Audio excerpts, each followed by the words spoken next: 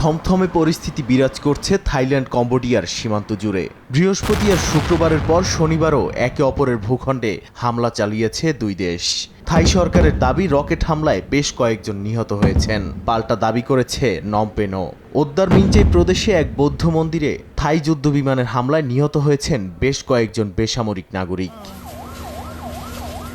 হাসপাতাল লক্ষ্য করে গুলি চালানোয় কম্বোডিয়ার বিরুদ্ধে যুদ্ধ অপরাধের অভিযোগ তুলেছে ব্যাংকক। অন্যদিকে নমপেন জানিয়েছে থাই বাহিনী ক্লাস্টার মিউনিশন ব্যবহার করছে, যা আন্তর্জাতিক আইন লঙ্ঘনের শামিল।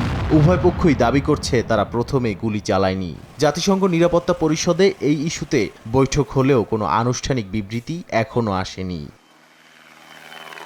3 দিনের লড়াইয়ে কম্বোডিয়ার সীমান্তবর্তী প্রদেশগুলো থেকে 35,000-এর বেশি মানুষকে নিরাপদ আশ্রয়ে সরানো হয়েছে, আর থাইল্যান্ড থেকে সরিয়ে নেওয়া হয়েছে প্রায় 1,40,000 মানুষকে।